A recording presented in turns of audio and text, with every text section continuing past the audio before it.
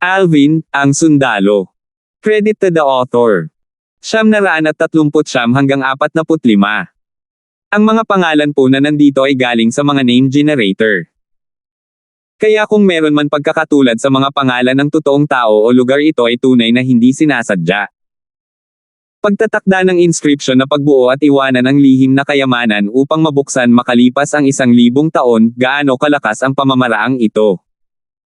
Bukod kay Alvin at sa iba pang matataas na opisyal na matagal nang nakakaalam tungkol sa lahat ng ito mula sa ibang mga source, lahat ng iba ay ganap na natigilan at nataranta. Halata sa kanilang mga mata ang kawalan ng paniniwala. Ang kamahalan ng isang martial emperor ay talagang lampas sa kanilang imahinasyon. Maging si Simon, na tahimik na nakatayo sa likod ni Archimedes, sa lahat ng ito ay hindi maiwasang makaramdam ng bahagyang pagkabalisa tungkol dito sa sandaling ito. Itong si Simon. Parang medyo iba sa huling pagkakataon. Kanina, nang kararating lang ng mga tao ng emotion severing sect, si Alvin ay casual na sumulyap sa kanya ng ilang sulyap at hindi siya pinansin. Dahil dito, hindi niya napansin ang mga bahagyang pagbabago kay Simon. Gayunpaman, ngayong pinag-aralan niya itong mabuti, agad niyang napansin ang ilang pagkakaiba sa kanya. Ang Simon ngayon ay tila naglalabas ng kakaiba at hindi maipaliwanag na aura mula sa kanyang katawan kumpara sa mga nakaraang buwan. Malinaw na naramdaman ni Alvin na may nangyari sa kanya nitong mga nakaraang buwan. Sa pagkamausisa ni Alvin bilang ang catalysta, pinalawig niya ang kanyang espiritual na enerhiya at itinuloy ito patungo kay Simon. Naramdaman niya kaagad ang cultivation base ni Simon, 7th level void interpretation. Ilang buwan na ang nakalipas, ang cultivation base ni Simon ay nasa 6th level void interpretation, kaya hindi nagulat si Alvin na nakagawa siya ng breakthrough sa 7th level void interpretation. Kung tutuusin, iba si Simon sa kanya. Matagal nang umalis si Simon sa Darkan Dynasty at pumunta sa hilagang disyerto sa labas ng foreign lands. Bukod dito, pumasok siya sa emotion severing sect at naging disipulo pa ni Archimedes. Dapat ay walang kakulangan ng lahat ng uri ng mga bunga ng espiritu na eksklusibo sa isang void interpretation martial artist sa panahon ng kanyang paglilinang. Kung hindi siya makakagawa ng isang pambihirang tagumpay sa 6th level void interpretation sa loob lamang ng ilang buwan. Ang pagkonsumo ng malaking halaga ng spirit fruit na eksklusibo sa isang void interpretation martial artist ay nangangahulugan din na magiging mahirap para kay Simon na itaas ang kanyang cultivation base sa tulong ng medicinal efficacy ng mga spirit fruit sa hinaharap, maliban na lang kung makakabili siya ng iba pang mga uri ng spirit fruit na eksklusibo sa isang void interpretation martial artist na hindi pa niya nainom noon. Don't tell me na mali ang naramdaman ko. Sumimangot si Alvin bago siya mabilis na huminahon. Nang maramdaman niya ang hindi maipaliwanag at kakaibang aura mula kay Simon kanina, naramdaman din niya ang isang pahiwatig ng panganib sa kanya. Parang si Simon ay maaaring magdulot ng pananakot sa kanya ngayon. Nang siyasatin niya ang kasalukuyang cultivation base ni Simon gamit ang kanyang spiritual energy, ang unang pumasok sa isip niya ay maaaring mali niya itong naramdaman. Si Simon na nasa 7th level void interpretation ay hindi kailanman magiging banta sa kanya. Pagkatapos ng lahat, hindi lahat ay katulad ni Irish. Pagkaraan ng 30 minuto, si Gulliver, ang Peak Master ng Earth Peak mula sa 5 Element Sect, ay bahagyang kumunot ang noo habang nagtatanong, bakit hindi pa bukas ang lihim na kayamanan ng Martial Emperor na ito? Sa sandaling lumabas ang mga salita ni Gulliver sa kanyang bibig, ang panlabas na bahagi ng Mar-Ingle na pinto na nakahandusay sa lupa ay agad na nagningning ng isang layer ng translucent na kinambago nito nilamon ang buong pinto. Whoosh! Sa pagkakataong nakita nila ang translucent na kinang, ang mga taong naruroon sa eksena ay biglang nagkagulo. So ito ang inscription formation. Malamang. Ang mga kabataang disipulo mula sa 6 na pangunahing puwersa ay nakikibahagi sa isang mainit na talakayan. Ang kanilang mga mata na nakatingin sa maliwanag na ningning ay puno ng pag-uusisa. Ang isa sa mga monghe na disipulo ng Empyrean Temple ay lumipad pa rin palabas at iniabot ang isang kamay upang hawakan ang translucent na ningning. Parang gusto niyang subukan at maramdaman. Ang alagad ng Empyrean Temple na ito ay napakabilis. Siya ay napakabilis na walang ibang makasagot sa oras. Si Alvin ang unang nakaalam kung ano ang nangyayari. Sa oras na iyon, nahawakan na ng mongheng disipulong iyon mula sa templo ng Empyrean ang maliwanag na ningning, at ang kanyang buong kamay ay nakabaon pa rito. Umiling si Alvin.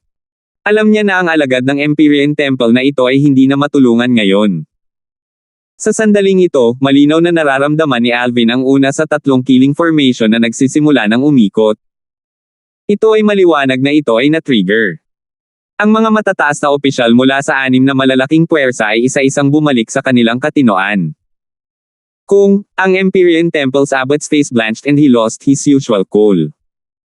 Sumigaw siya ng malakas, ang kaninang kalmadong kilos niya ay wala na kung saan-saan, stop. Ang sigaw ni Kung ay agad na nagpang-inig sa marami sa mga disipulo mula sa lahat ng puwersa. Abat, ang kinang na ito ay maaaring. Nang marinig ang sigaw ni Kung, ang monghe na disipulo mula sa Empyrean Temple, na ang kamay ay nasa kinang na, ay tila hindi pa natatanto ang krisis. Sa halip tila naghihintay siyang magbigay ng papuri habang nakatingin kay Kung. Para bang sinisikap niyang sabihin sa kanya, Abat, nasubukan ko na. Malalampasan natin ang ningning na ito. Gayunpaman, bago pa man niya matapos ang kanyang pangungusap, ang buong lambak ay biglang yumanig ng malakas. Para bang isang napakalakas na lindol ang nangyari, na pinutol ang kanyang mga salita. Biglang bumalatay ang takot sa mukha ng monghe ng Empyrean Temple. Sa sandaling ito, kahit na siya ay labis na hanggal at ignorante, napagtanto niya na siya ay nasa problema. Walang pag-aalinlangan, mabilis niyang hinaila ang kamay mula sa naaninag na kinang.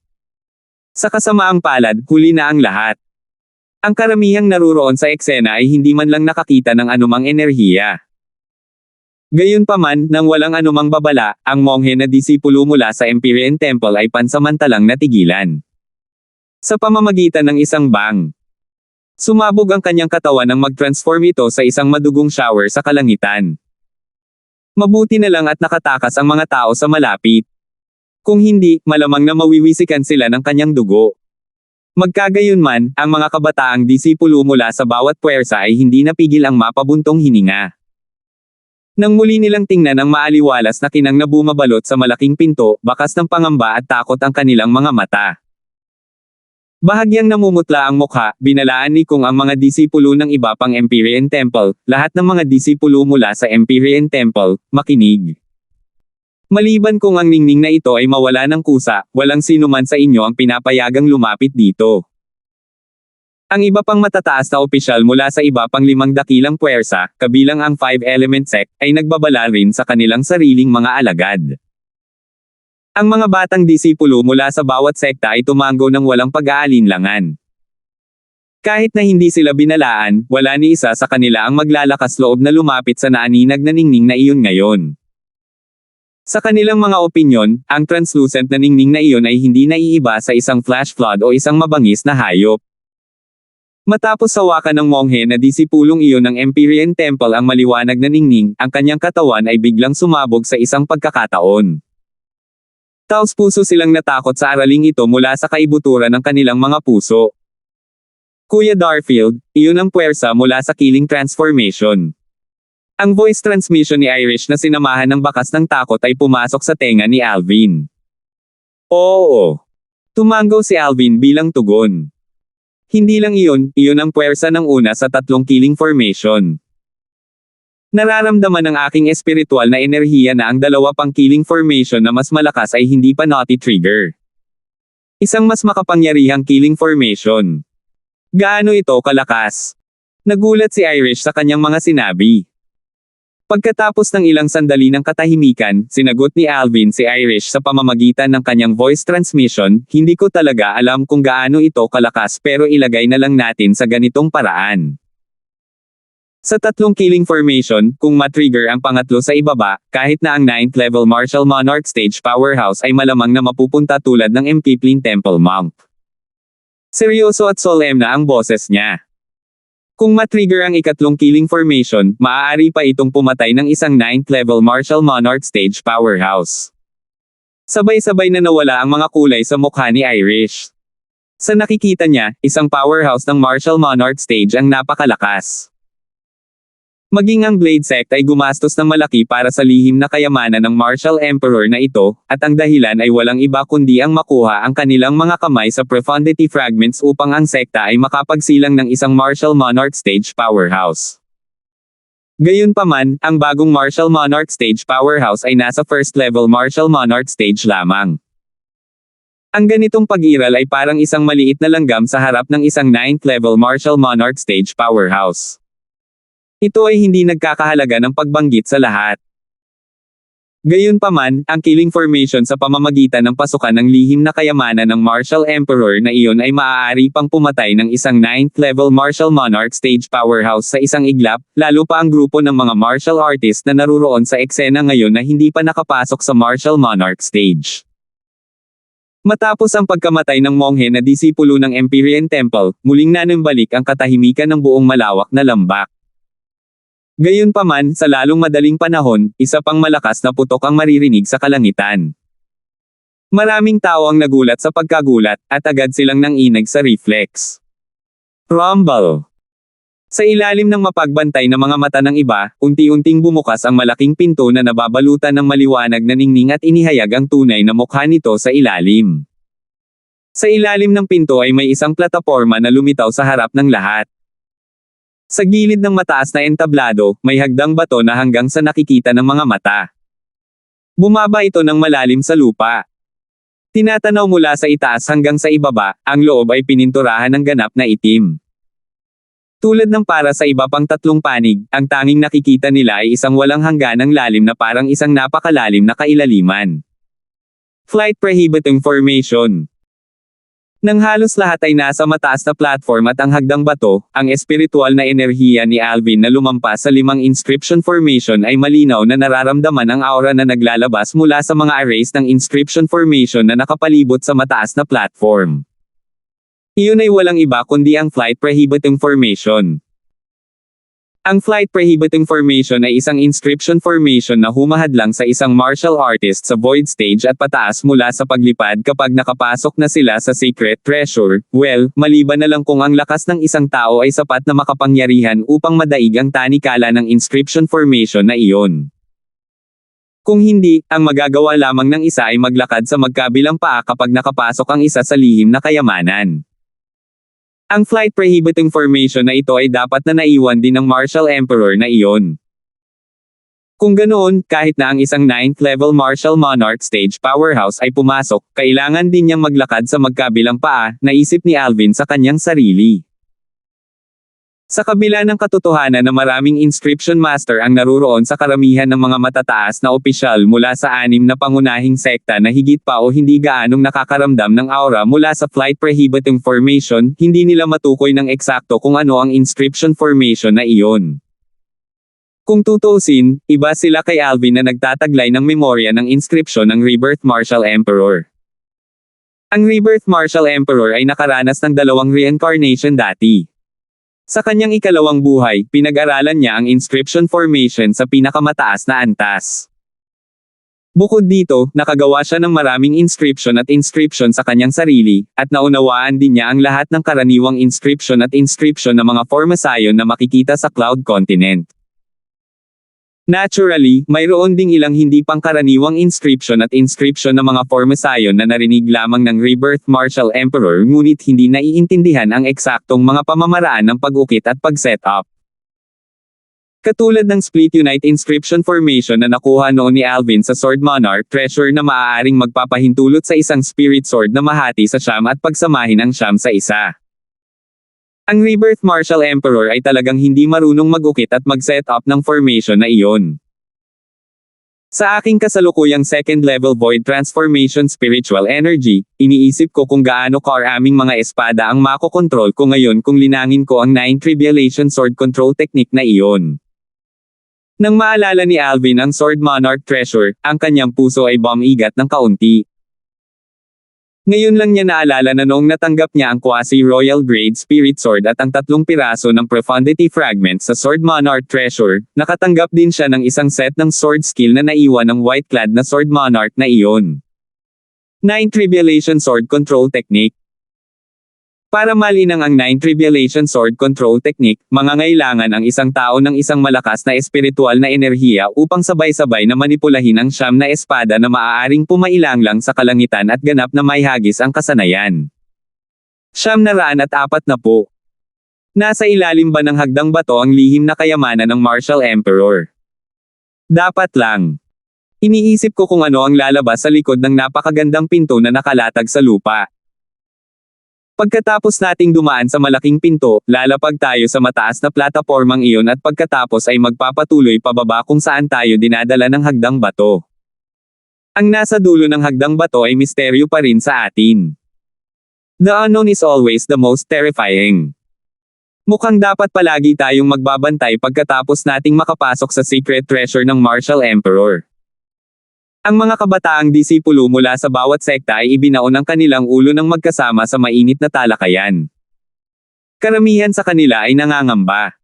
Naisip pa ng ilan na talikuran ang paghahanap. Gayunpaman, sa sandaling pumasok sa kanilang isipan ang pag-iisip na talikuran ang paghahanap, nataman sila ng sakit sa pag-iisip nang maalala nila ang napakaraming mga kayamanan na nakaimbak sa lihim na kayamanan ng Martial Emperor. Kaagad, ang pag-iisip ay mabilis na naalis. Gaya nga ng kasabihan, ang kayamanan ay may kasamang panganib. Kung ang isang tao ay hindi magkaroon ng lakas ng loob na kumuha ng anumang panganib, ang isa ay tiyak na mapapahamak sa isang pangkaraniwang buhay magpakailanman. Kung makakakuha ako ng higit sa 2 profundity fragment, tiyak na aakyat ako sa langit. Marami sa mga kabataang disipulo mula sa bawat sekta ay nagsasabi ng parehong bagay. Si Dindo, na nakatayo malapit kay Alvin, ay ngumiti habang sinabi, mukhang ang pamamahagi ng mga profundity fragment sa ibang mga sekta ay kapareho rin ng ating 5-element sect. Of course. Kung hindi, sino ang magtataya ng buhay para sa profundity fragment? Hindi nagulat si Alvin. Sa nakikita niya, alam ng bawat isa sa mga pangunahing puwersa kung paano magbigay at tanggap upang pukawin ang sigasig ng kanilang mga alagad. May bamulong, bukas na ngayon ang malaking pinto ng lihim na kayamanan ng Martial Emperor.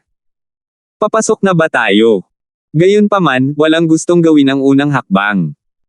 Isa-isang bumagsak ang mga mata ng lahat sa patong ng translucent na kinang na bumabalot sa nakabukas na malaking pinto.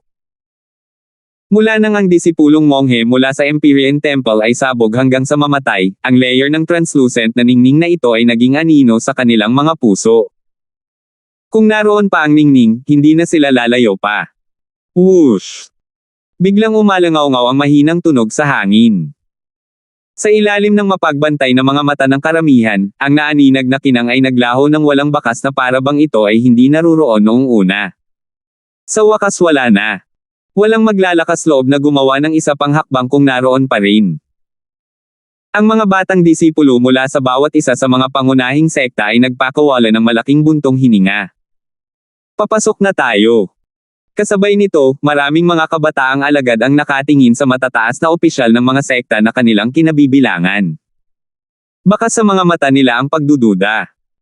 Bago magkaroon ng pagkakataong magsalita ang mga pinuno, isa pang patong ng kulay abong kinang ang lumitaw sa ibabaw ng nakabukas na malaking pinto. Bukod kay Alvin, nagdulot ito ng mga hitsura ng lagim mula sa mga tao mula sa bawat sekta. Bahagyang natahimik si Alvin nang makita niya ang mga ekspresyon sa mukha ng mga tao. Ito ay isang inscription formation lamang na sumusuri sa edad ng mga pumapasok sa gate. Kailangan bang maging melodramatic ito? Napaisip si Alvin sa kanyang sarili. Matagal nang nawala ang translucent na ningning, naramdaman na niya na nagsimulang mag-activate ang isa pang inscription formation na sumusuri sa edad. Anong nangyayari? Bukas ang pinto, at nawala na ang translucent luster. Kaya bakit may ibang layer ng gray na ningning na lumilitaw ngayon? Magiging katulad ba ng naunang translucent luster ang layer na ito ng gray luster?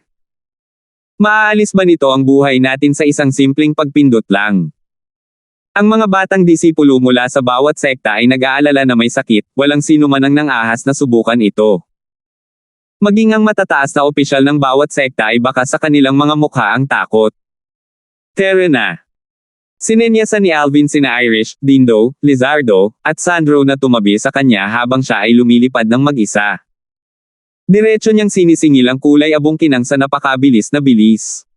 Sa loob ng ilang segundo, dumating na si Alvin sa paligid ng kulay abong kinang. Mamamatay na siya. Nang mapansin ni na Sherman at Perry ang pagkilos ni Alvin, isang pagngisi ang sumilay sa gilid ng kanilang mga bibig. Pareho silang sigurado na si Alvin ay mamamatay. Alvin! Agad namang nagtaas ng kilay sina Barney at Simon, na tumayo kasama ng grupo ng Empyrean Temple at Emotion Severing Sect. Pareho silang nagulat sa ginawa ni Alvin. Bukod kay Gulliver na tila naliligaw sa sarili niyang pag-iisip, bumangon ng takot sa karamihan ng mga matataas na opisyal ng Five Element Sect. Masyadong walang ingat ang batang ito. Si Gregor at Romeo ay lubos na natakot. Sa sandaling ito, nahawakan na ni Alvin ang kulay abong kinang. Kahit na may mali sa kulay abong kinang na iyon, huli na sila para iligtas siya. Bagamat halos lahat ay nadama na si Alvin ay malipol, siya ay pumasok sa layer ng kulay abong kinang ng maayos na parang walang mali. Sa pamamagitan ng sinag ng papalubog na araw na dumaloy sa buong mundo na parang dugo, nakikita ng karamihan ang anino sa likod ng kulay abong kinang na matatag na dumapo sa mataas na plataporma sa loob. Ayos lang si Alvin. Mukhang hindi nakamamatay ang kulay abong kinang. Ang mga disipulo mula sa bawat sekta sa wakas ay nagkaunawaan. Bago pa malaman ng iba kung ano ang nangyayari, isang kislap ng isang maapoy na espirito na parang espirito ay sumunod na sa likod ni Alvin at dumaan sa kulay abong kinang upang makapasok sa malaking pinto. Iyon ay walang iba kundi si Irish. Si Lizardo, Sandro, at Dindo ay nabigla pa rin sa mga kilos ni Alvin, si Irish lang ang taong sumunod sa kanya na parang anino. Malinaw nitong ipinakita ang kanyang walang pasubaling pagtitiwala kay Alvin. Hindi ko akalain na ang ilang mga lalaki na tulad natin ay hindi kayang makipagkompetensya sa isang babae. Umiling si Dindo at ngumiti ng pilit bago sumunod din. Nagpalitan ng tingin sina Lizardo at Sandro sa isa't isa at ngumiti rin ng pilit bago sumunod na pumasok sa kulay abong kinang at tumuntong sa mahiwagang plataporma sa ilalim ng malaking pinto. Naiintindihan ko na. Sa sandaling ito, si Gulliver, ang Peak Master ng Earth Peak mula sa Five Element Sect, ay sumigaw sa malalim na boses, ang kulay abong kinang na ito ay ang inscription formation na sumusuri sa edad ng mga papasok. Sa sandaling lumabas ang mga salita ni Gulliver sa kanyang bibig, ang mga inscription masters na naruroon ay naliwanagan din. Kasabay nito, nagsimula silang magtaka kung paano nalaman ni Alvin na ang kulay abong kinang ay hindi magdudulot sa kanya ng anumang pinsala. Hindi kaya isa rin siyang inscription master. Kung siya talaga ay isang inscription master, gaano siya kaalam sa pag-aaral ng inscriptions na siya ang una sa lahat ng inscription master na nakaisip nito. Whoosh! Sa lalong madaling panahon, isa pang tao mula sa Five Element Sect ang dumaan sa kulay abong kinang at pumasok din sa malaking pinto. Iyon ay walang iba kundi si Chad. Ngayong pumasok na si Chad, tiyak na hindi rin mawawala si Renz. Sumunod, isa-isang sumunod ang mga disipulo ng Five Element Sect na parang shower ng mga ilaw na pumapasok sa gate. Firmf!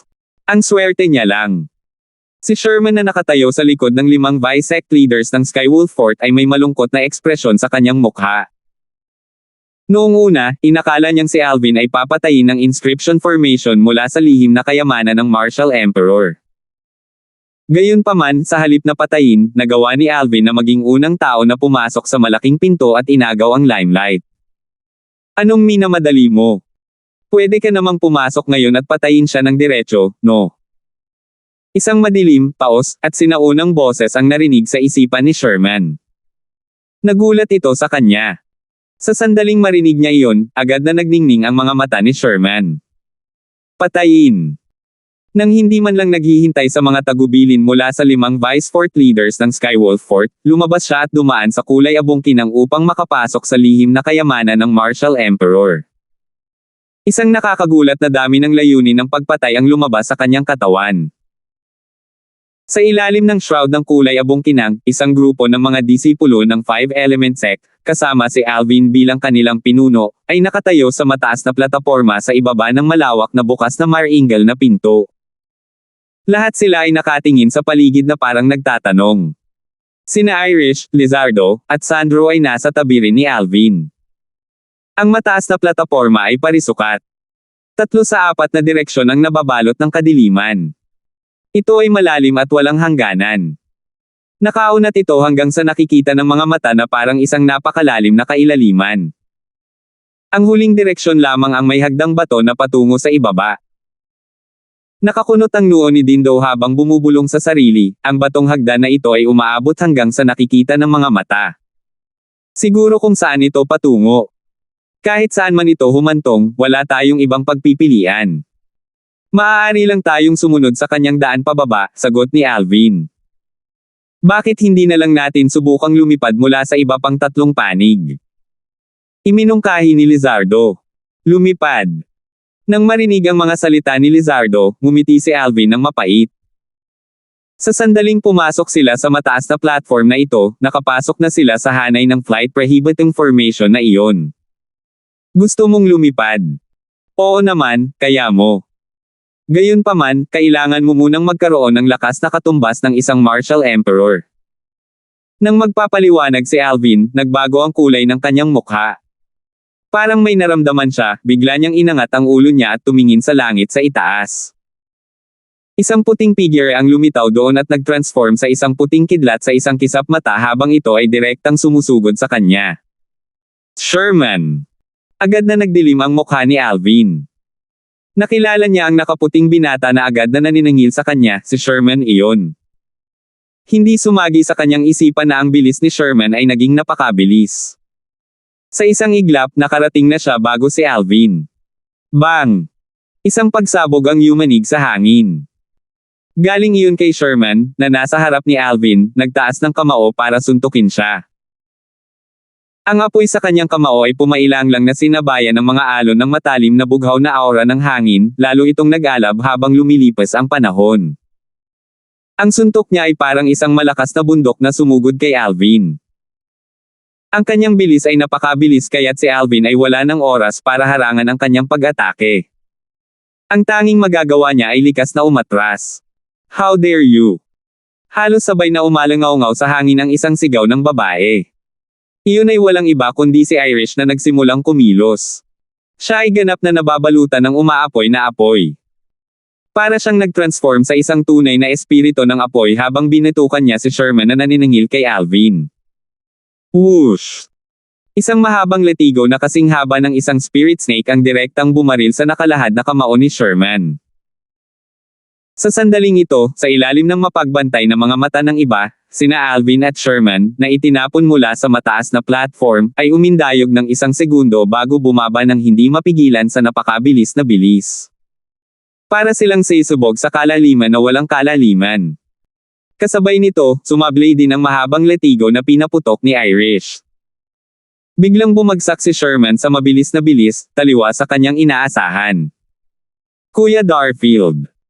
Si Irish na nakatayo sa gilid ng mataas na platform ay tumitig sa lilang figure na unti-unting nawawala sa paningin patungo sa napakalalim na kailaliman. Biglang nagbago ang ekspresyon niya. Hindi man lang niya inisip ang mga kahihinatnan nang tumalon siya pababa. Pagkatapos lamang niyang tumalon ay naunawaan niya kung bakit ang kanyang kuya Alvin at si Sherman ay mahuhulog ng hindi mapigilan. Sa nangyari, kahit gaano pa sinubukan ng isang tao na i-activate ang origin energy ng isang tao, hindi siya makakahover sa hangin sa lugar na ito. Miss Irish. Bumungad kaagad sa mukha ni Lizardo, Sandro, at Dindo ang takot. Habang nakatayo sila sa gilid ng mataas na platform na pinapanood ang bumabagsak na Irish, hindi nila alam kung ano ang nangyayari. Bakit hindi tayo lumipad dito? Kasabay nito, isang gulat na boses ang pumasok sa kanilang tenga. Tinamaan sila nito na pipi na parang kidlat. 941. Matapos iwasan ang pag-atake ni Sherman at lumabas sa mataas na platform, orihinal na gustong gamitin ni Alvin ang lahat ng kanyang lakas para mag-atake sa hangin at umasa sa air resistance para makabuo ng recoil para maitulak niya ang kanyang katawan pabalik sa mataas na platform. Sa bagay, may flight prohibiting formation dito na pumihil sa paglipad niya. Gayunpaman, natuklasan niya pagkatapos ng ilang pagsubok na ang hangin sa paligid ay hindi nagdulot ng kahit katiting na pagtutol. Ang kanyang enerhiya ay nawala at naglaho ng walang bakas. Para itong ibinaon sa isang balde ng bulak na parabang hindi ito nakast sa simula pa lang. Beyon na ang mga pagsabog kahit ang tunog ng sipol ng hangin ay hindi na maririnig. Anong nangyayari? Sa sobrang pagkabigla, hinalughog ni Alvin ang mga alaala ng lihim na kayamanan ng Martial Emperor sa kanyang isipan. Sa wakas, nagawa niyang malaman ang sagot. So ganun ha. Bukod sa pagbabawal sa paglipad ng mga martial artist, mawawala rin ang resistensya sa hangin kung ang isang flight prohibiting formation ay inscribed at ay lalatag ng isang Martial Emperor Stage Inscription Master. Agad na bumalatay ang takot sa mukha ni Alvin nang malaman niya ang dahilan. Sa sandaling ito, nararamdaman niya na pabilis ng pabilis ang pagbagsak niya. Kung magpapatuloy ang mga bagay na ganito, malamang na madudurog siya sa laman ng dagwang karne kapag naabot niya ang ilalim. Whoosh! Biglang, isang mahinang tunog ang umalangaw-ngaw sa mga tainga ni Alvin. Nagulat siya kaya hindi niya maiwasang mapapikit agad. Nang ibalik niya ang kanyang ulo sa pinanggalingan ng tunog, nalaman niyang si Sherman, na nahuhulog na kasama niya, ay sinusubukan pa rin siyang salakayin sa ilalim ng ganoong mga pangyayari. Ang Milky Origin Energy ay nag-vibrate sa kamay ni Sherman bago ito nag-transform sa isang alon ng Mar-Ingle na pulang-pula na apoy. Nang sumanib ito sa mga alon ng solidified blue wind chi, biglang tumaas ang apoy ng walang anumang babala.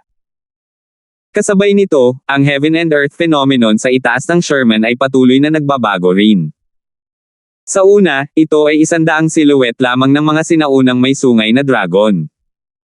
Kasunod nito, lumitaw din ang isa pang 200 silhouette ng mga sinaunang may sungay na dragon.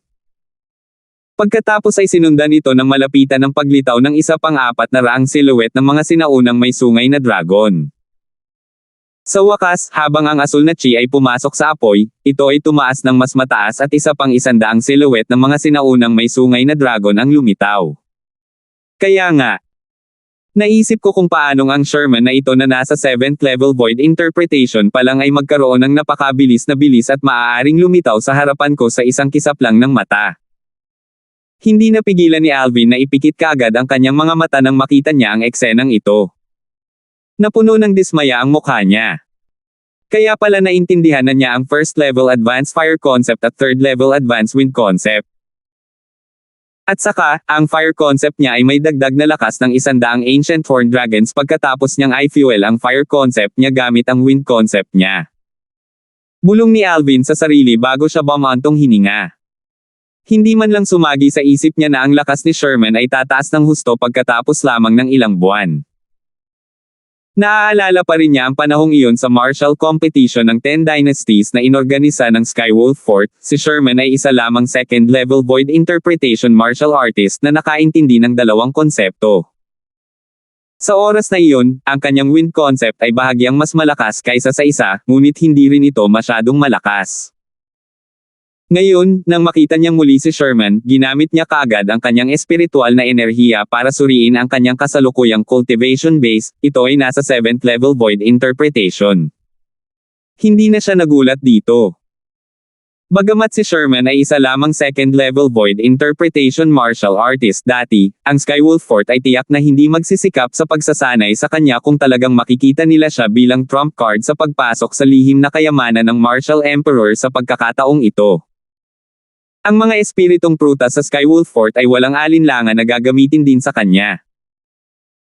Sa lakas ng Skywolf Fort, hindi isang mahirap na gawain na itaas si Sherman mula sa 2nd level Void Interpretation Martial Artist tungo sa 7th level Void Interpretation Martial Artist sa loob ng ilang buwan. Gayunpaman, ang problema ay ang cultivation base ng isang martial artist ay maaaring itataas sa maikling panahon gamit ang mga spirit fruit, ngunit ito ay naiiba para sa concepts. Gaano man karaming concept fragment ang mayroon ng isa, ang bilis ng pagtaas ng isang konsepto ay limitado sa huli. Marahil ang Skywolf Fort ay mayroon ding profound assimilation formation. Gayunpaman, ang profound assimilation formation lamang ay hindi sapat para kay Sherman na magkaroon ng napakahusay na improvement. Maliban na lang kung siya ay katulad ko, at maaari niyang pagsamahin ang kanyang espiritual na enerhiya dito.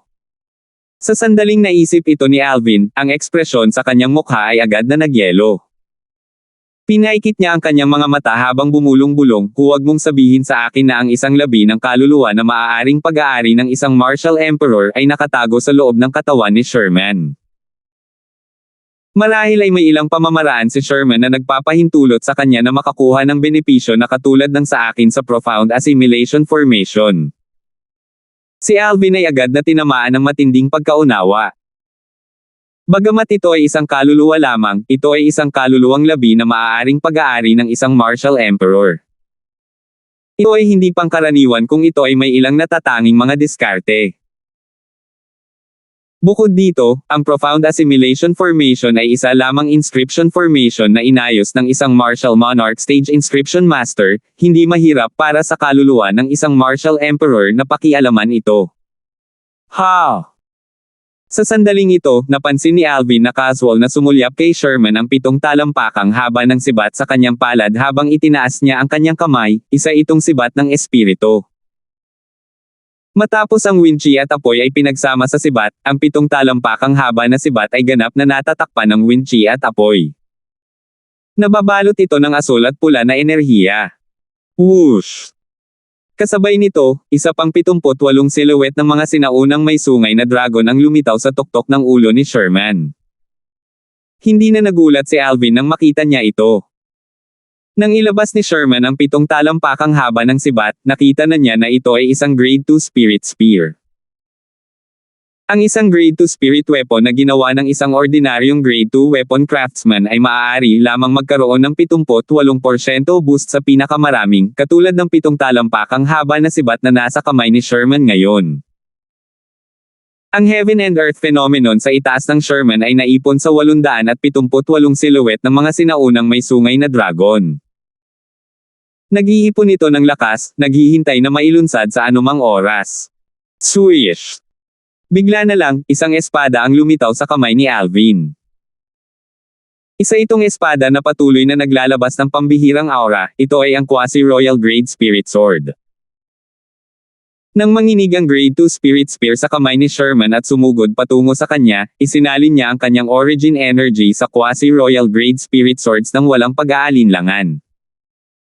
Ito ay isang aksyon na kasing dali ng pagputol ng mga tuyong sanga. Sa isang iglap, ang Heaven and Earth energy ay umikot sa itaas ni Alvin at mabilis na tumiga sa Heaven and Earth phenomenon.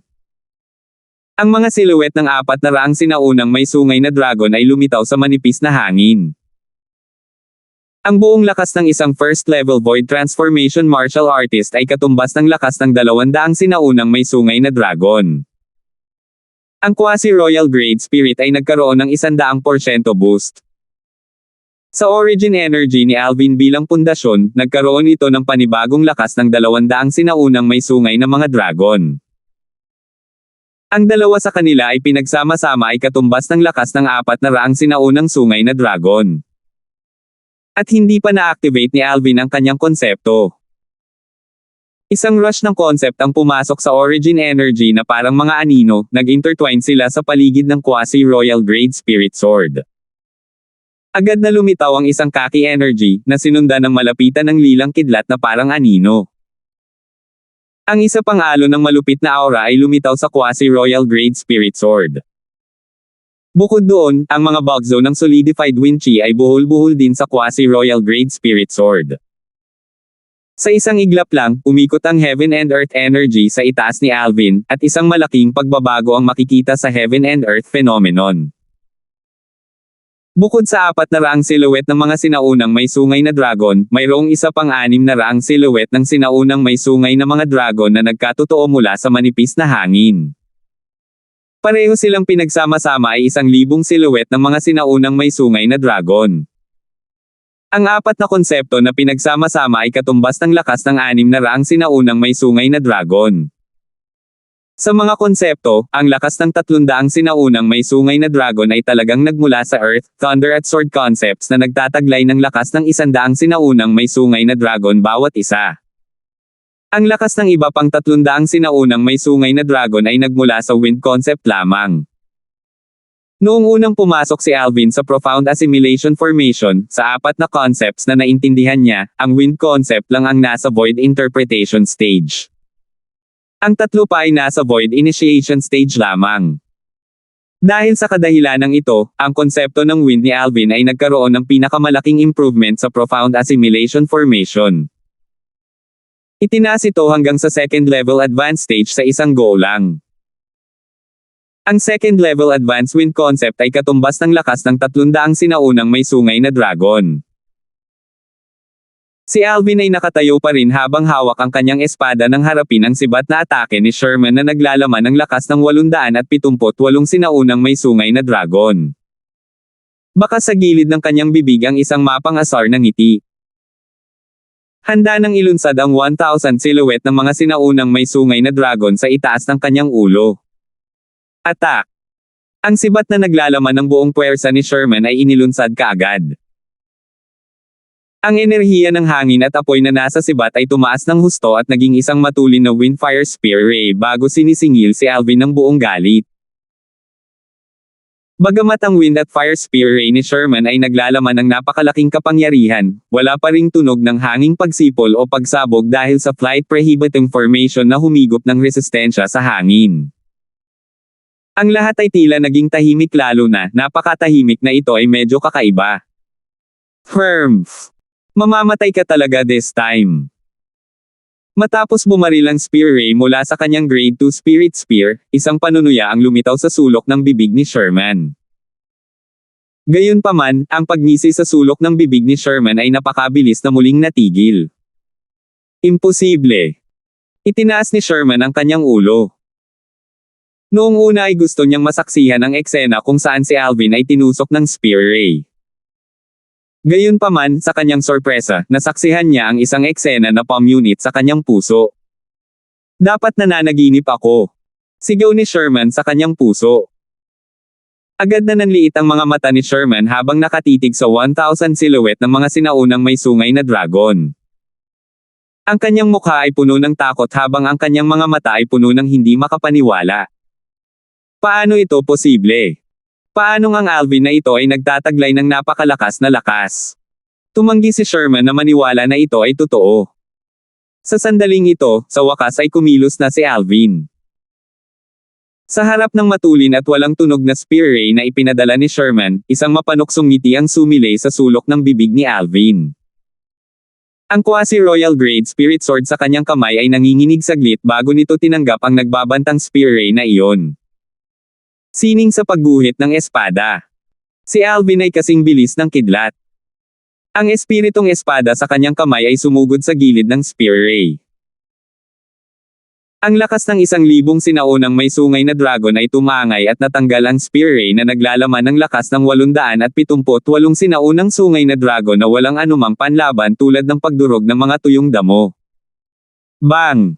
Isang napakalaking tunog ang sumabog. Ito ay ang tunog ng Spear Ray na sumasabog. Kasabay nito, sa tulong ng recoil energy na nabuo mula sa quasi-royal grade Spirit Sword na dumurog sa Spear Ray, biglang lumipad si Alvin sa malayo. Ito ay sa posisyon kung saan kasalukuyang naruroon si Sherman. Bumagsak pa rin pababa ang katawan ni Sherman. Gayunpaman, ang bilis ng kanyang pagbagsak ay hindi na kailangang banggitin bago ang kasalukuyang mabilis na bilis ni Alvin. Sherman! Nang si Alvin ay sumugod patungo kay Sherman, ang kanyang mga mata ay napuno ng matinding lamig, at ang kanyang hangarin na pumatay ay maliwanag. Binigyan siya ni Sherman ng maraming problema sa nakaraan. Noong nakaraang pagkakataon, muntik na siyang mapatay ng 6 na Elder ng Skywolf Fort dahil kay Sherman. Sa oras na iyon, hinarang ni Themus ang pag-atake para sa kanya at isinakripisyo ang sarili niyang buhay. Ang utang ng dugo ay dapat bayaran ng dugo. Biglang nagningning ang quasi-royal grade Spirit Sword sa kamay ni Alvin. 942. Nang makita ni Sherman kung paano sinamantala ni Alvin ang kanyang Spear Ray bilang isang tirador upang mapalipad ang kanyang sarili at humahabol sa kanya gamit ang isang espada, agad siyang natakot. Sa sandaling ito, pumasok sa kanyang paningin ang 1,000 silhouette ng mga sinaunang may sungay na dragon sa itaas ni Alvin na naniningil din kay Sherman. Ito ay katulad ng mabangis na baha at mababanges na hayop. Patuloy na lumawak ang 1,000 silhouette ng mga sinaunang may sungay na dragon na nagpapakita ng kanilang mga kuko at pangil sa larangan ng pangitain ni Sherman. Gumawa ito ng malaking epekto sa kanyang paningin at ginawa siyang nanginginig sa takot. Iyon ang lakas ng 1,000 sinaunang may sungay na dragon kung tutuusin. Kung dumapo sila sa kanya, tiyak na mamamatay siya. Dahil sa flight prohibitive formation, si Sherman ay walang paraan para tumakas.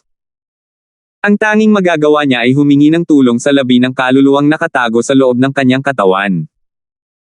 Mabilis na umalangaw-ngaw sa kanyang isipan ang kanyang boses. Elder Ghost. Oh. Kasabay nito, kitang-kita ni Alvin na sumisingil kay Sherman habang winawagayway ang kanyang espada, ang maliit na itim na tuldok na lumilitaw ng wala saan sa pagitan ng mga kilay ni Sherman. Ang maliit na itim na tuldok ay mabilis na lumalaki sa laki. Geezer, sinusubukan mo pa bang lumaban ha? Nang makita ito, alam ni Alvin nang walang pag-aalinlangan na ang natitirang kaluluwa na maaaring isang martial emperor sa katawan ni Sherman ay pansamantalang pumalit sa kanyang katawan. Agad na gumapang ang isang pagngisi sa sulok ng bibig ni Alvin. Itinaas niya ang isang kamay, at ang isang maliit na sirang bato ay nagkatawang tao sa kanyang palad.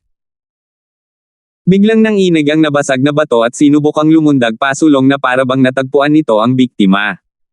Shit! Kasabay nito, isang nakapangangilabot, maputi at sinaunang boses ang umalangaw-ngaw sa kaibuturan ng isipan ni Sherman. Baka sa boses ang pagkabalisa, may takot sa sirang batong iyon na nagmula sa kaibuturan ng puso. Gayunpaman, bago magkaroon ng oras ang maliit na itim na tuldok na maging isang itim na marka ng apoy sa lugar sa pagitan ng mga kilay ni Sherman, mabilis itong nawala muli. Nabawi ni Sherman ang kontrol sa kanyang sariling katawan, ngunit hindi siya natutuwa tungkol dito. Firmf!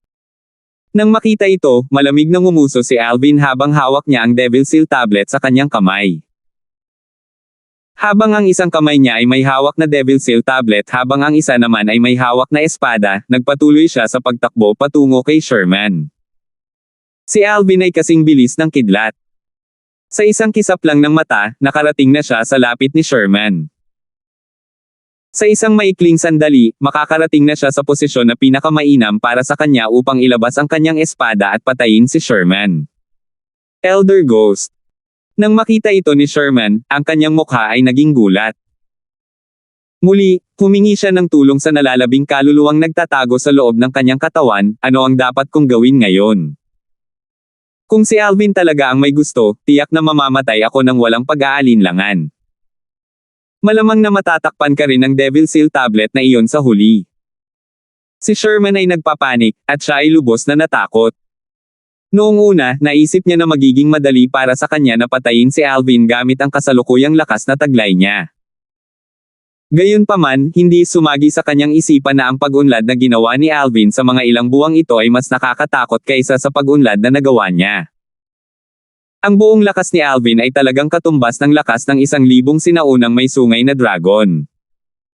Ito ay 100 sinaunang may sungay na dragon na higit pa sa kanya.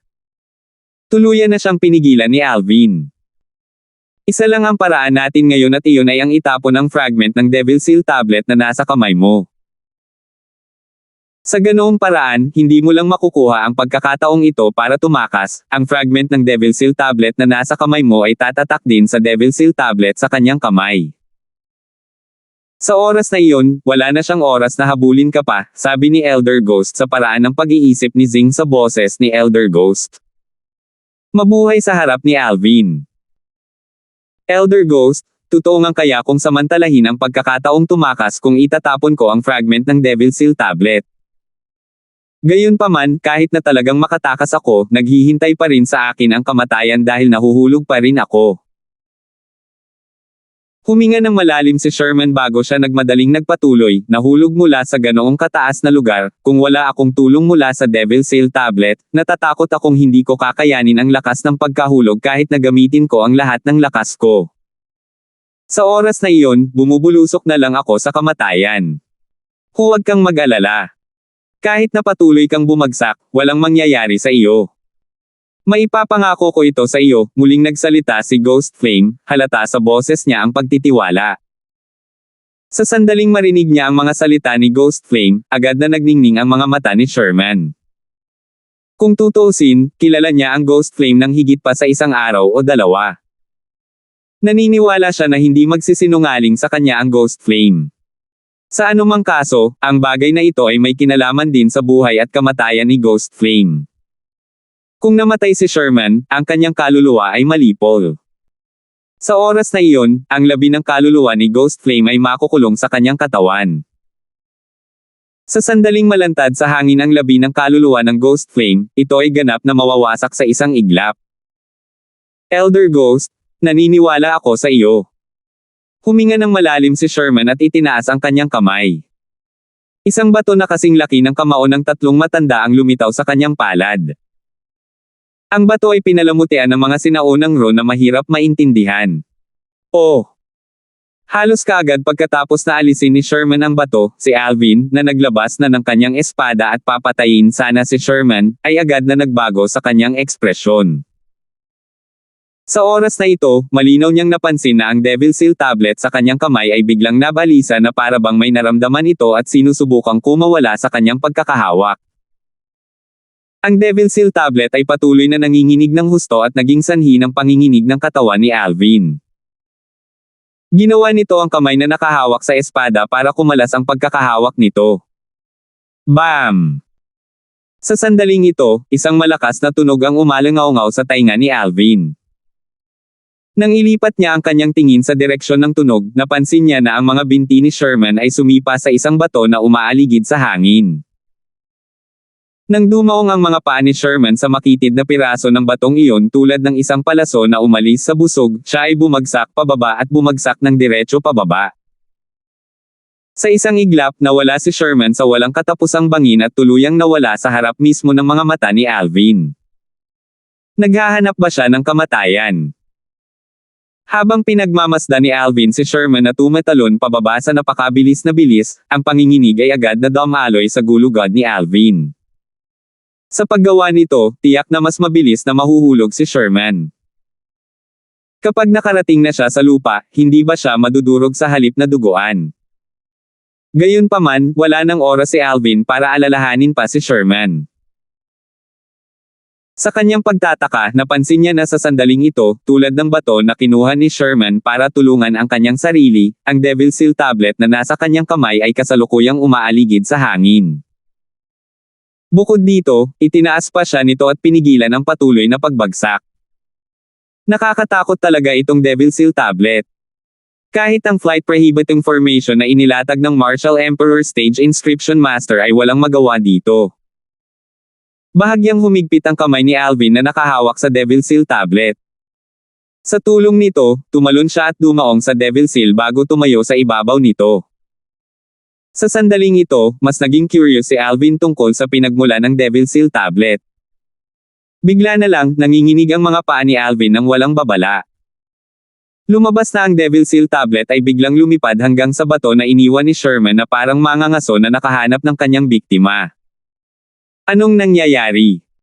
Nalipat ang atensyon ni Alvin sa bato na kasing laki ng kamao ng tatlong matatanda sa isang iglap. Napansin niya na ang bato ay nag-transform din sa isang stream ng liwanag at patungo sa Devil Seal tablet sa ibaba ng kanyang mga paa. Agad na naging tense ang ekspresyon ni Alvin. Buong lakas niyang sinubukang balansehin ang sarili sa kanyang mga paa. Siya ay nag-aalala na kapag ang Devil Seal tablet at ang bato ay nagsalubong, siya ay ipapadala sa paglipad. Kung nangyari iyon, patuloy siyang babagsak. Sa oras na iyon, ang kapalarang naghihintay sa kanya ay isang tumpok ng madugong gulo. Sa lalong madaling panahon, napansin ni Alvin na ang kanyang pag-aalala ay ganap na walang batayan. Nang magkalapit na ang Devil Seal tablet at ang bato, sabay-sabay silang huminto na para bang nakarating sila sa isang uri ng tahimik na pag-unawa at naglabas ng pakiramdam ng pagkakaisa. Ha!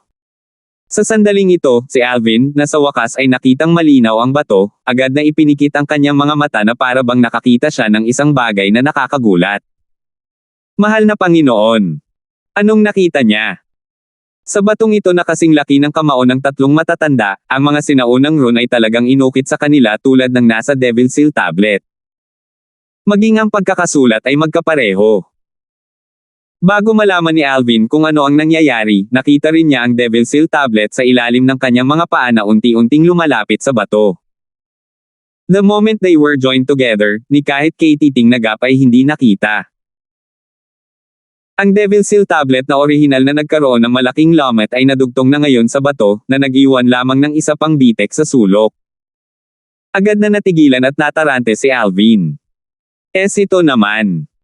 Ang bato na kinuha ni Sherman ay bahagi talaga ng Devil Seal tablet. Habang nakatitig siya sa Devil Seal tablet sa ibaba ng kanyang mga paa, si Alvin ay may pagtataka sa kanyang mukha. Kitang-kita niya na pagkatapos ng Devil Seal tablet ay pinagdugtong sa bato, ang mga rune sa kanilang dalawa ay ganap na magkadikit. Walang bahid ng disproportion sa lahat.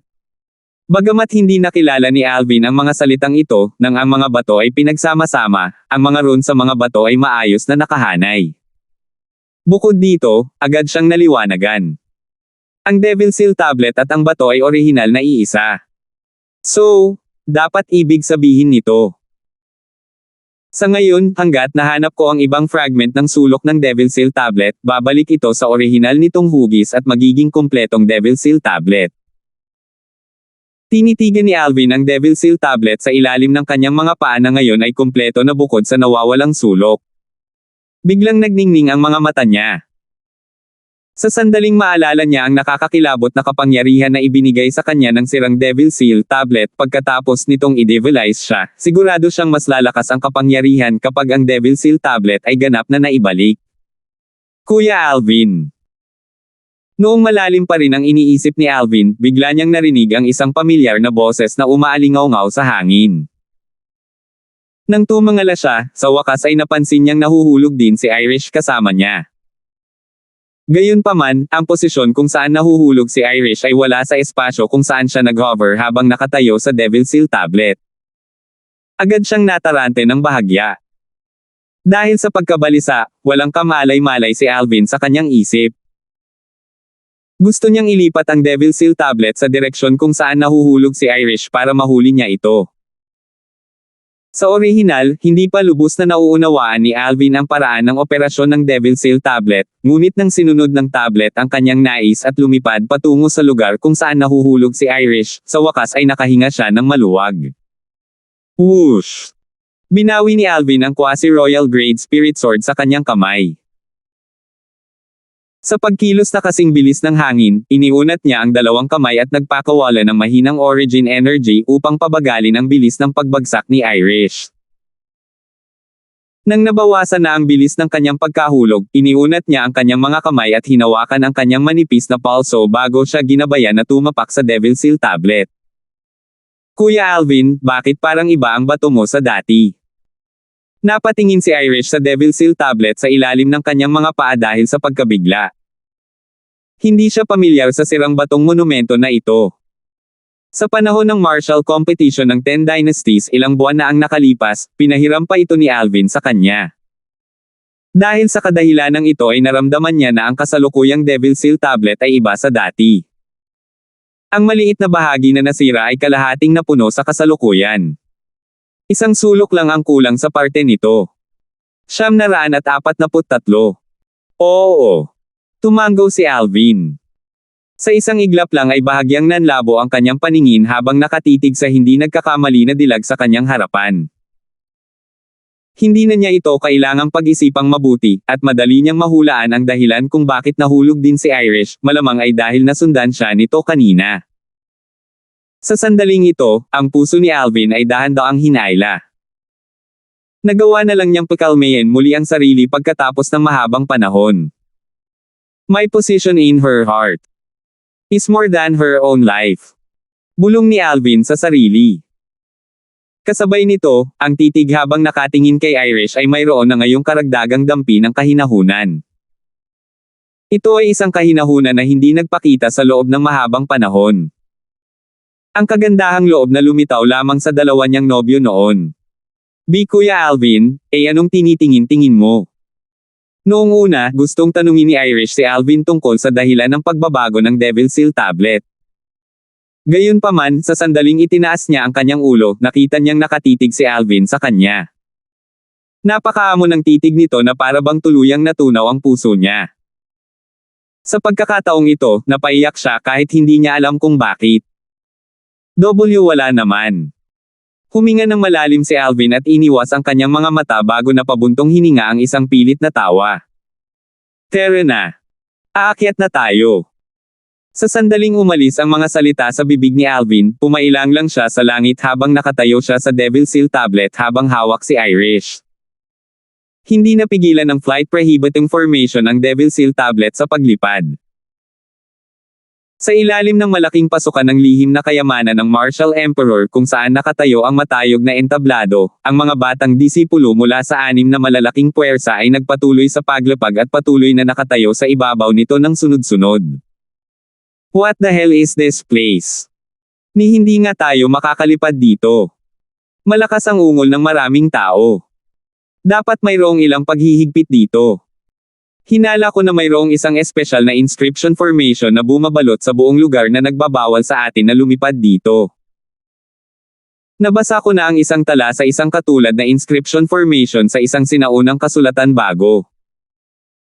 Ang ganitong uri ng inscription formation ay tila kilala bilang ang flight prohibiting formation. Flight prohibiting formation. Napakalupit na inscription formation. Ito ay ganap na ninanakawan sa amin ng aming kakayahang lumipad. Ang mga kabataang disipulo mula sa bawat sekta ay abala sa pagtalakay sa bagay na iyon sa isa't isa. Marami sa kanila ang nagsimulang tumingin sa paligid. Bukod sa hagdang bato dito, ang iba pang 3 panig ay napakalalim na kailaliman na ganap na madilim. Dahil hindi tayo makakalipad dito, tiyak na mamamatay tayo kapag nahulog tayo mula rito. Exactly. Kanina, 3 na ang nahulog mula rito. I'm afraid na malaki ang posibilidad na bumulusok sila sa kamatayan nila. Ano? May nahulog mula dito.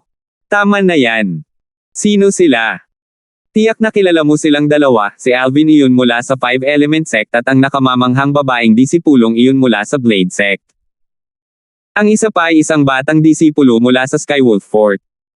Ang lalaking iyon ay nakasuot ng puti at may kakaibang aura sa paligid niya. Sa loob ng ilang segundo, maraming mga kabataang disipulo mula sa bawat puwersa ang nalaman ang tungkol sa pagkahulog ni Alvin, Irish, at Sherman sa napakalalim na kailaliman. Nahulog si Alvin dyan. Si Perry ay isa sa mga huling pumasok. Hindi tulad ng iba pang mga disipulo ng 5 Element Sect, ngayon lang niya nalaman na si Alvin ay nahulog sa napakalalim na kailaliman mula sa mataas na platform. Mukhang kakampi ko ang swerte. Sayang lang at hawak pa rin ni Alvin ang 4 na 9th level concept fragment. Habang umuungol siya hanggang sa dulo ng pangungusap, baka sa mukha niya ang pagsisisi. Matapos marinig ang balita na si Alvin ay nahulog sa napakalalim na kailaliman, si Barney mula sa Empyrean Temple at Simon mula sa Emotion Severing Sect ay tumayo sa gilid ng mataas na platform at tumingin sa ibaba. Isang napakalalim na kalaliman na umaabot hanggang sa nakikita ng mga mata. Sa kanilang mga mata, ito ay kahawig ng isang dambuhalang bibig ng halimaw. Kapag ang isa ay nahulog dito, magiging halos imposibleng umakyat muli. Habang magkahawak ang kanyang mga kamay, bumulong si Barney sa kanyang sarili, Alvin, mukhang ang pangako sa pagitan mo at sa akin ay mananatiling hindi matutupad. Sayang naman. Isang liwanag ang bumungad sa mga mata ni Simon habang ang kanyang mukha ay nanatiling malayo. Para bang ang pagkamatay ni Alvin ay hindi katumbas ng halaga ng isang ripple sa kanyang puso. Ang tanging naramdaman niya ay kaunting awa lamang. Patay na ang Alvin na iyon. Matapos marinig ng grupo ng mga alagad ng Sun Moon Sect ang balita ng pagkahulog ni Alvin sa bangin, agad na nagliwanag ang bawat isa sa kanilang mga mata. Napuno kaagad ng kaligayahan ang kanilang mga mukha. Senior Brother Alvin. Bukod kay Perry, marami sa mga disipulo ng 5 Element Sect ang nakatayo sa gilid ng mataas na platform na ang kanilang mga tingin ay nakatutok sa napakalalim na kailaliman. Baka sa mga mata nila ang kawalan ng pag-asa at panghihinayang. Nakakalungkot. Ang Alvin na iyon ay patay na ngayon, napabuntong hininga si Renz. Hindi naman. Umiling si Chad. Naguguluhan, nilingan ni Renz si Chad nang may pagtataka. Bakit mo naman nasabi? Mukhang hindi siya isang taong may maikling buhay. Diretsyong sagot ni Chad. Ito ay simple at prangka. Agad na kumaibot ang sulok ng bibig ni Renz. Napatulala siya. Nahulog na rin si Junior Sister Flare. Marami sa mga alagad ng Blade Sect ang bumantong hininga. Ang napakagandang babaeng ito na may walang katulad na kagandahan ay wala na. Gaya na lang ng kasabihang those whom the gods love die young. Patay na silang lahat. Oo, patay na sila. Nakatayo sa gilid, makikita ang masayang tingin sa mukha ni Asyong. Bagamat hindi siya nang ahas na mag-isip man lang ng anumang pag-iisip na labanan sina Alvin at Irish, hindi pa rin niya mapigilan ang kaligayahang namuo sa kanyang puso nang malaman niyang nahulog silang dalawa sa kalaliman at malamang napatay na. Tadhana! Tadhana! Lalong lumawak ang ngiti ni Asyong sa kanyang mukha. Sa kanyang palagay, halatang kinakampihan siya ng Diyos. Gayunpaman, sa susunod na sandali, ang ngiti sa kanyang mukha ay nagyelo ng walang anumang babala. Umalangaw-ngaw sa kanyang mga tainga ang mga tagay ng pagkagulat. Si Senior Brother Alvin. Kikidating lang ni Senior Brother Alvin.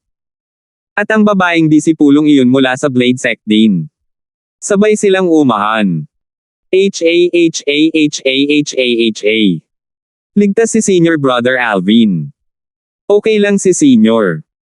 Ang mga disipulo ng Five Element Sect ay nakatingin mula sa gilid ng mataas na platform, at agad na nagningning ang kanilang mga mata habang sumisigaw sila sa pagkamangha.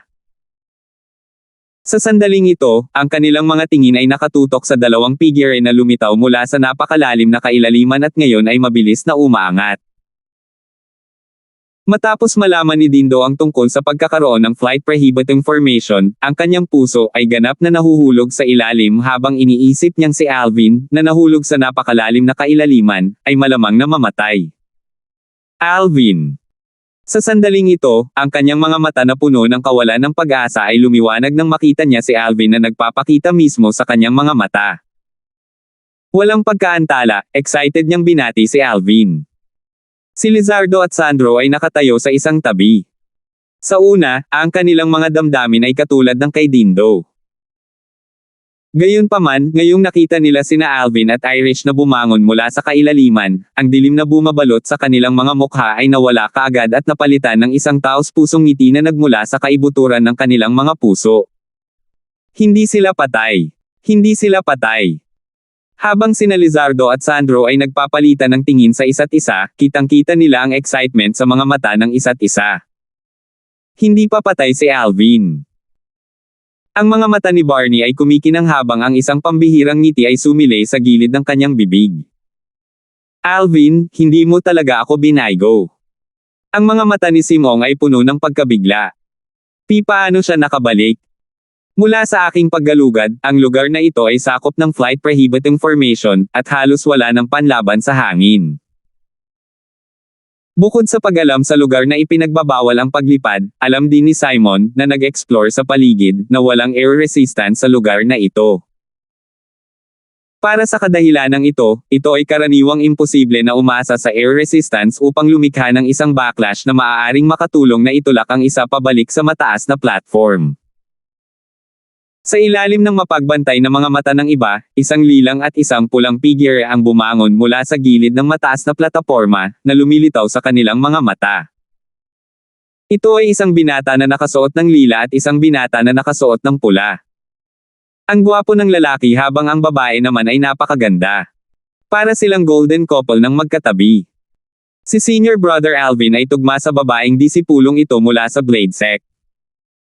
A perfect match between a handsome man and a beautiful woman. At saka, pareho din silang nagtataglay ng napakapangit na martial daw innate ability. They're really a match made in heaven. Marahil, tayong Five Element Sect ay maaaring isaalang-alang na makiisa sa Blade Sect sa pamamagitan ng kasal. Marami sa mga disipulo ng Five Element Sect ay nag-uusap sa isa't isa. Nang bumagsak ang kanilang mga titig sa binata at babae na nakatayo sa batong monumento na kulang sa isang sulok muli, kitang-kita sa kanilang mga mata ang isang nagpapahiwatig na pahiwatig. Lahat ng boses mula sa mga disipulo ng Five Element Sect ay malinaw na pumasok sa tainga ni Alvin. Kakadala lang niya kay Irish, at medyo napahiya siya. Para naman kay Irish, ang kanyang maselang mukha na nabahiran na ng pulang-pula na pamumula ay sobrang pula na para bang may tumutulo na dugo mula sa kanyang mukha. Sobrang namumula ang mga tao na naisin na sana ay magtanim na lamang sila ng basang halik sa kanya. Alvin! Alam ko na mabubuhay ka ng napakahabang buhay. Ngumisi si Dindo. Bagamat hindi masyadong magalang ang paggamit ni Dindo ng mga salita, nakikita ni Alvin ang kanyang pag-aalala sa kanya mula sa kanyang bahagyang pulang mata. Agad na bumalot ang init sa kanyang puso. Si Lizardo at Sandro ay nakahinga rin ng maluwag. Paano ito posible? Nang makita ni Perry si Alvin na muling lumitaw sa kanyang mga mata, ang kanyang mukha ay nagdilim sa loob ng ilang segundo. Ang puso na pumailang lang sa langit sandali lang ang nakalipas ay bumagsak sa impyerno sa isang iglap. Ay imposible. Imposible. Makakalipad talaga siya sa loob ng area ng flight prohibiting formation. Umiling si Perry sa hindi makapaniwala, tumanggi siyang maniwala sa katotohanan sa harap ng kanyang mga mata. Kasabay nito, sinimulan niyang tingnan si Alvin at ang babaeng nakatayo sa tabi niya ng taas-baba bago ibinaling ang tingin sa monumento na bato na walang sulok sa ilalim ng kanilang mga paa. Dahil ba sa batong monumento na ito? Isang sulyap ang sumilay sa mga mata ni Perry habang siya ay bumubulong sa sarili. Kasabay nito, ang walang katapusang puot ay umapaw mula sa kaibuturan ng kanyang mga mata. Sino nga ba itong si Alvin? Lahat ng mabuti ay kinuha niya. Buntong hininga. Nang makita ang paglitaw ni na Alvin at Irish, napabuntong hininga si Asyong. Nawala ang ngiti sa kanyang mukha nang walang bakas. Ang tanging nararamdaman niya ngayon ay ang kawalan ng kakayahan. Sa lalong madaling panahon, may sumigaw ng malakas, hindi ba ang lugar na ito ay ganap na nababalot ng flight prohibiting formation? Paano nakakalipad sina Alvin at Irish? Agad na nagsimulang lumipat ang atensyon ng lahat at sa wakas ay dumaong sa batong monumento na walang sulok sa ilalim ni na Alvin at Irish. Sabay-sabay na nagningning ang kanilang mga mata. Ito ang monumento na bato. Anong sulat ang nakaukit sa batong monumento na iyon? Wala akong kinikilala kahit isa sa kanila. Maaari talagang lumipad ang monumentong ito sa loob ng flight prohibiting formation. Sigurado akong hindi ito simpleng bagay. Ang mga mata na dumapo sa batong monumento na walang sulok sa ilalim ng mga paa ni Alvin at Irish ay napuno ng init at pananabik. Marami sa mga mata ang nagniningning sa kasakiman na para bang gusto nilang agawin ang batong monumento na walang sulok para sa kanilang sarili. Sa sandaling ito, nakabalik na si Alvin sa mataas na platform kasama si Irish. Sa ilalim ng mapagbantay na mga mata ng karamihan, nakuha niya ang batong monumento na walang sulok. Iyon ay ang Devil Seal Tablet. Alvin, ibigay ang 4 na 9th level concept fragment at ang stone monument. Kahit papaano, napalibutan na ng grupo ng mga tao sina Alvin at Irish. 944. Ha! Si Alvin nakakalapag lang sa mataas na platform kasama si Irish ay napalibutan kaagad ng isang grupo ng mga tao. Kahit nakataas ang kilay niya, nanatiling kalmado pa rin ang mukha niya. Habang casual na sumulyap si Alvin sa kanyang paligid, agad niyang natukoy na ang mga taong nakapaligid sa kanya ay mga disipulo mula sa Sun Moon Sect, 17 sa kanila, at Skywolf Fort, 19 sa kanila. May kabuuang 36 na katao. Para sa pagbubukas ng lihim na kayamanan ng Martial Emperor sa pagkakataong ito, ang bawat sekta ay nangako na ang bawat isa sa kanila ay magdadala lamang ng 20 batang disipulo upang ang bawat sekta ay magkaroon ng maliit na bahagi. Dahil dito, ang bawat sekta ay nagdala lamang ng 20 batang disipulo. Dahil pinatay ni Alvin ang isa sa 20 alagad ng Sun Moon Sect, 19 ang natitira. Sa kasalukuyan, maliban sa 2 nakaitim na binata na nakatayo sa malayo na may madaling grasya, ang iba pang 17 mga alagad ng Sun Moon Sect ay nakapalibot sa kanya. Bawat isa sa kanila ay nakatitig sa kanya na parang tigreng gutom na may matinding puot sa kanilang mga mata. Para naman sa Skywolf Fort, ang iba pang 19 na disipulo, kabilang si Demi, ay isa-isa ring pinalibutan siya bukod kay Sherman na nahulog sa napakalalim na kailaliman. Kaiba sa puot na makikita sa mga mata ng 17 mga alagad ng Sun Moon Sect, ang 19 na mga disipulo ng Skywolf Fort ay nakatingin sa kanya ng may kasakiman na para bang siya ay isang uri ng isang kayamanan. Natural, ang kayamanan ay hindi si Alvin mismo kundi ang nasa kanyang mga kamay. Ang apat na 9th level concept fragment at ang stone monument na maaaring lumipad sa flight prohibiting formation ay higit pa sa sapat upang mailabas ang kasakiman sa karamihan ng mga tao. Landon, tatayo na lang ba tayo at manunood sa gilid? Ang isa sa dalawang alagad ng Sun Moon Sect na nakatayo sa malayo ay nagtanong na nakakunot ang noo sa kanyang mukha, hindi mo ba iniisip na medyo hindi karapat-dapat kung hindi tayo pupunta? Pagkatapos ng lahat, si Kenzo ay ang ating junior brother, at ang paghihiganti sa kanya ay isang responsibilidad na hindi natin maaaring talikuran. Isang ngisi ang sumilay sa gilid ng bibig ng kausap habang mahinang nagtanong, ano? Gusto mong ayalay ang iyong buhay? Sakripisyo. Ibig mong sabihin. Kakayanin ni Alvin silang lahat. Napabuntong hininga ang una bago siya nagpatuloy sa pagungol, pero, posible pa ba ito? May 36 na kasalukuyang outstanding young disciples mula sa ating Sun Moon Sect at Skywolf Fort. Kahit lahat ng mga tao ng 5-element sect ay sumali sa laban, hindi ko akalain na mahahadlangan nila ang lahat ng pag-atake, tama ba? Tanong ulit ng dating. Percy, nagkakamali ka. Pinaikit ni Landon ang kanyang mga mata, bakas ang pangamba sa lalim ng kanyang mga mata habang bumubulong, ang Alvin na iyon ay mas nakakatakot kaysa sa iniisip mo. Sa tingin mo ba ay kaya niyang patayin si Kenzo sa isang suntok lamang dahil ang kanyang lakas ay bahagyang mas mahusay kaysa kay Kenzo? Sa nakikita ko, noong si Alvin na ito ay pumatay kay Kenzo, kahit na hindi niya ginagamit ang kanyang lakas, maliban sa kanyang lakas. Mukhang marami ang 36 na tao, isa pa ring walang kabuluhang panaginip kung talagang iisipin nilang kaya nilang patayin si Alvin ng ganoon lang. Napuno ng solemna ang tono ni Perry. Sa sandaling naisip ito ni Percy, mamulong siya sa sarili, ganoon ba talaga siya kay Tekot? Itinoon niya ang atensyon kay Alvin na napapaligiran ng 36 na disipulo mula sa Sun Moon Sect at Skywolf Fort. Well, makikita mo sa sarili mo mamaya kung talagang nakakatakot ba siya o hindi. Walang pag-aalinlangan na patuloy ni Landon, naniniwala ako na kapag dumating ang oras na iyon, matutuwa ka na mayroon ka pang buhay na matitira. Firms. Ang grupo ng mga idiot na ito ay hindi man lang makikinig sa akin. Nagsisilbi sila ng tama kung sila ay mamatay. Ang mga idyo, na kanyang tinutukoy ay walang iba kundi ang 17 mga alagad ng Sun Moon Sect na nadala ng puot. Bago palibutan ng 17 Sun Moon Sect si Alvin, inimbitahan na nila siya ngunit tinanggihan niya ang kanilang imbitasyon. Nang ipahayag niya ang kanyang pag-aalala, tinawag siyang duwag ng iba pang 17 alagad ng Sun Moon Sect at sinabihan pa na hindi siya karapat-dapat na tawaging Big Senior Brother Chief ng kasalukuyang mga kabataang disipulo ng Sun Moon Sect. Anong ginagawa niyo? Sa sandaling nakita nila si Alvin at Irish na napapalibutan, marami sa mga disipulo ng 5-element sect ang dumilim o mapanganib na kumikinang habang nakatingin sila sa mga alagad ng Sun Moon Sect at Skywolf Fort. Sa grupo ng mga disipulo mula sa Skywolf Fort, pamilyar si Alvin kay Demi, ang pinakamalakas na tao sa mga kabataang henerasyon sa Darching Dynasty. Tumingin si Demi kay Alvin na may malayong ekspresyon habang umungol sa malalim na boses, Alvin, basta ibibigay mo ang 4 na 9th level concept fragment at ang stone monument mula kanina, hahayaan ka naming hindi masasaktan.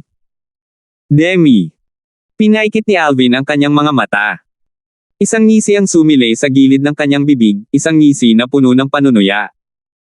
Sa sandaling ito, isa lang ang nasa isip niya. Maging si Demi o ang grupo ng mga disipulo mula sa Skywolf Fort at Sun Moon Sect, lahat sila ay wala sa kanilang pag-iisip. Naisip ba talaga nila na mapapatay nila siya sa pag-asa lang sa numero?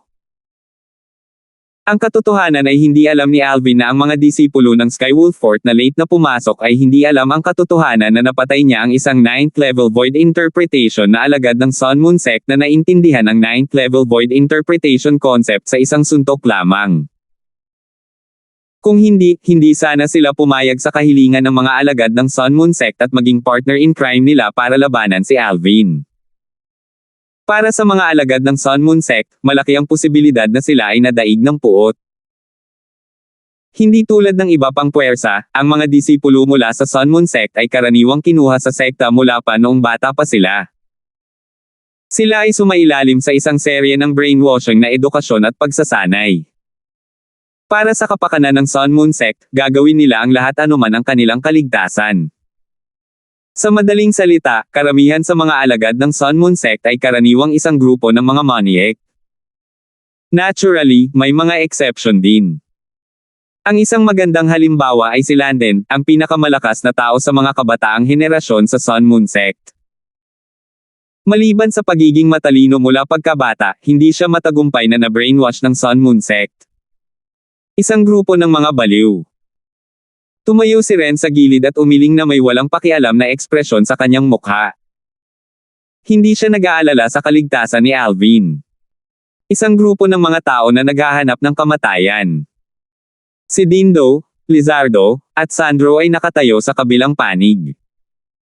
Wala man lang bahid ng pagkabalisa, tila hindi sila nababahala dito. Natural, sila ay kalmado lamang dahil naniniwala sila sa lakas ni Alvin. Ang mga mata ni Brent ay kasing laki ng mga platito habang sinulyapan niya si Riza. Inihayag niya ang kanyang mga pagdududa, okay pa rin ang mga disipulo ng Skywolf Fort. Ibig sabihin, hindi talaga nila alam ang lakas ni Alvin. Gayunpaman, ang mga disipulo ng Sun Moon Sect ay naglakas loob pa ring labanan si Alvin kahit alam na nila ang kanyang buong lakas. Talaga bang wala na sila sa isip? Tingnan mo ang mga ekspresyon ng mga disipulo ng 17 Sun Moon Sect, ito ay lubos na naiiba sa 19 na mga disipulo ng Skywolf Fort. Ang pagkapuot ay higit na nakikita sa mga mata ng mga alagad ng Sun Moon Sect habang ang kasakiman ay mas kitang-kita sa mga mata ng disipulo ng Skywolf Fort. Habang maingat na sinisiyasat sila ni Riza, madali niyang napansin na may mali. Malamang na sinusubukan ng una na ipaghiganti si Kenzo, ang alagad ng Sun Moon Sect na pinatay ni Alvin kanina. Samantala, ang huli ay walang alinlangan na nakumbinsi ng mga alagad ng Sun Moon Sect at sinusubukang agawin ang mga kayamanan mula kay Alvin. Mukhang ang mga disipulo ng Skywolf Fort ay magiging mga kumpe ng kanyen para sa mga alagad ng Sun Moon Sect. Pagkatapos ng ilang sandali ng pagmamasid, tumango si Brent. Lubos siyang sumang-ayon sa pahayag ni Riza. Sa sandaling ito, ang disipulo ng Emotion Severing Sect ay tumingin kay Simon at nagtanong na may nagbabagang tingin sa kanyang mga mata, "Senior brother yan, dapat ba tayong sumali?" Ang Emotion Severing Sect ay pumasok sa malaking pinto kasama ang Skywolf Fort kaya hindi rin nila nasaksihan ang eksena kung saan pinatay ni Alvin si Kenzo, ang alagad ng Sun Moon Sect, sa isang suntok lamang. Dahil sa kadahilanang iyon, hindi sila malinaw tungkol sa tunay na lakas ni Alvin. Gayunpaman, ang iba pang 18 disipulo ng Emotion Severing Sect, maliban kay Raven at Hugh na pamilyar kay Alvin, ay lahat ay nakatitig kay Alvin na may halatang katakawan sa kanilang mga mata. Sina Raven at Hugh ay nasa ikatlo at pang-apat ayon sa pagkakasunod-sunod sa martial competition ng 10 Dynasties na inorganisa ng Skywolf Fort ilang buwan na ang nakalipas. Pagkatapos noon, sinundan nila si Archimedes, ang sect leader ng Emotion Severing Sect, sa Emotion Severing Sect. Sa panahon ng pagbubukas ng lihim na kayamanan ng Martial Emperor sa pagkakataong ito, ang dalawa sa kanila ay gumawa ng malaking pagpapabuti salamat sa masiglang pagsasanay ng Emotion Severing Sect, at pinagkatiwalaan sila ng mabibigat na responsibilidad na hanapin at dambong ang mga profundity fragment na nakatago sa lihim na kayamanan ng Martial Emperor para sa Emotion Severing Sect. Si Simon ay tumingin sa malayo habang walang pakialam na sinabi niya sa kanila, "Maaari kayong lahat kung gusto ninyong mamatay." Sa sandaling ito, isang tao ang lumabas mula sa Emotion Severing Sect. Ito ay isang binata na malapit na sa 40 at ganap na nakabalabal ng kulay abo. Malamig niyang sinulyapan si Simon habang tinutuya siya, "Simon, ikaw ang direktang disipulo ng pinuno ng sekta ngunit lalo kang nagiging duwag ngayon." Kung alam ng mga dakilang ninuno ng sekta na ang disipulo ng Emotion Severing Sect na matagumpay na nilinang ang Supreme Emotion Forsaking Technique ay talagang isang duwag, sigurado akong magagalit sila ng 3 litro ng dugo kahit napatay na sila. Nang matapos niya ang kanyang pangungusap, mas lalong lumilitaw ang mapanuksong mukha ng binata na nakasuot ng kulay abo. Baka sa lalim ng mga mata niya ang selos at puot. Maaaring makita ng sino mang may mga mata na hindi siya nakakasama ni Simon. Well, kung hindi ka natatakot sa kamatayan, mangyaring huwag mag-atubiling magpatuloy. Si Simon ay hindi man lang nag-abala na tingnan siya sa mga mata habang patuloy siyang walang pakialam, gayunpaman, kailangan kong ipaalala sa iyo. Kung mamamatay ka, lahat ng ito ay nasa iyo. Hindi ka ipaghihiganti ng sekta. Oo naman. Hindi ako duwag gaya mo. Matapos ang tingin ni Simon, ang mukha ng binata na naka-gray na nakasuot ng kulay abo ay agad na nagdilim habang siya ay ngumuso ng may pang-aalipusta. Walang pag-aaksaya ng oras, tinawag niya ang iba pang mga emotion-severing sect, pansinin, lahat mula sa emotion-severing sect. Sa mga gustong makipagsanib puwersa sa mga alagad ng Sun Moon Sect at Skywolf Fort para makakuha tayo ng bahagi ng goodies, sumama ka na sa akin.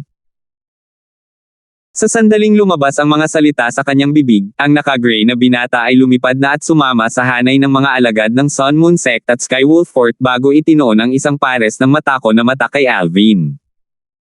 Senior Kuya Wilson, hintayin mo ako. Walang pagkaantala, sumunod ang isang alagad ng emotion-severing sect at lumipad din palabas.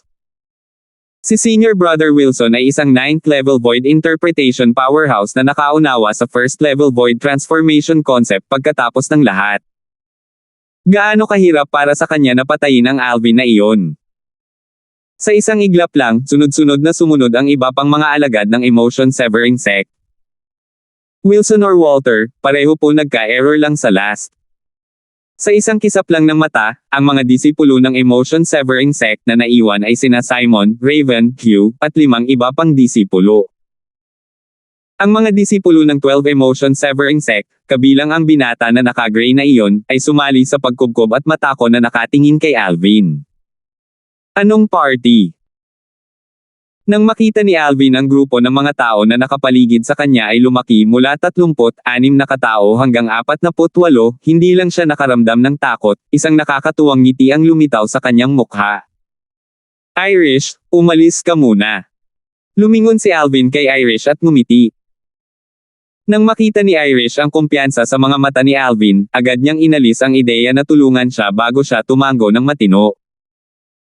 Naglakad siya palayo sa Cobcob nang walang pag-aalinlangan habang ang grupo ng mga alagad ni Skywolf Fort na bumubuo ng Cobcob ay gumawa ng paraan para sa kanya. Sa anumang kaso, ang kanilang target ay si Alvin, hindi si Irish. Si Irish ay nagkaroon ng Blade Sect bilang kanyang patron, hindi na nila kailangang mag-imbite ng mas maraming problema para sa kanilang sarili. 945. Bagamat si Alvin ay napapaligiran ng husto ng 48 disipulo mula sa 3 malalaking paksayon, may ngiti pa rin sa kanyang mukha, hindi nababahala sa sitwasyon. Humph! Alvin, maaari ka pa ring ngumiti kahit na ang kamatayan ay malapit na sa iyo.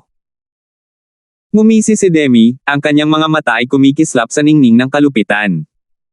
Sigurado ka na. Ang taong mamamatay ay ako talaga. Pagkatapos makinig kay Demi, mas lumawak ang ngiti sa mukha ni Alvin. Tumugon siya sa isang walang malasakit na tono, ganap na hindi pinapansin ang krisis na nasa kamay. Sa di kalayuan, isang grupo ng 5-element sect disciples ang tumingin sa grupo ng mga disipulo mula sa Sun Moon Sect, Skywolf Fort at Emotion-Severing Sect na pinalibutan si Alvin na may sardonic na ngiti sa kanilang mga mukha, na kinukutya ang sobrang kumpiyansa ng gang. Nililigawan nila si kamatayan. Talagang naniniwala ba sila na kaya nilang patayin si Alvin sa pamamagitan lamang ng pagpaparami sa kanya? Ang mapang-uyam na mga mukha sa marami sa mga disipulo mula sa Empyrean Temple at Blade Sect ay malinaw na nagpakita ng kanilang paghamak sa Sun Moon Sect, Skywolf Fort at Emotion-Severing Sect na mga disipulo na nakapaligid kay Alvin. Nakita nila kung ano ang kayang gawin ni Alvin sa kanilang sariling mga mata. Nagawa ni Alvin na agad na patayin ang isang void interpretation stage, ika-9 na antas ng martial artist na gumagamit ng grade 2 spirit weapon na may explosive na suntok. Hanggang ngayon, kinikilig pa rin sila sa tuwing naaalala nila ang eksenang iyon. Ang lakas ni Alvin ay lubhang nakakatakot. Sa ngayon, walang nakakaalam ng tunay na lawak ng lakas ni Alvin. Sa isang tabi, ang kalmadong tingin ni Barney ay bumagsak kay Alvin na para bang sinubukan niyang himayin ang mga aksyon ni Alvin. Humph! Nakakapagtakang galaw. Kasunod ng sinabi ni Alvin, ngumisi si Demi at agad na sumigaw. Atake! Sa utos ni Demi, bawat isa sa 48 disipulo mula sa 3 pangunahing paksayon kabilang ang kanyang sarili ay sumugod at lumukso patungo sa napapalibutang Alvin. Gumamit sila ng espiritong sandata sa simula pa lang, naganap na ginagamit ang kanilang pinagmulang enerhiya at kaharian. Sinugod nila si Alvin sa lahat ng mayroon sila, na lumikha ng isang mahusay na momentum. Ang mga pag-atake ay tila umuulan habang ang mga disipulo ay naglalayon kay Alvin.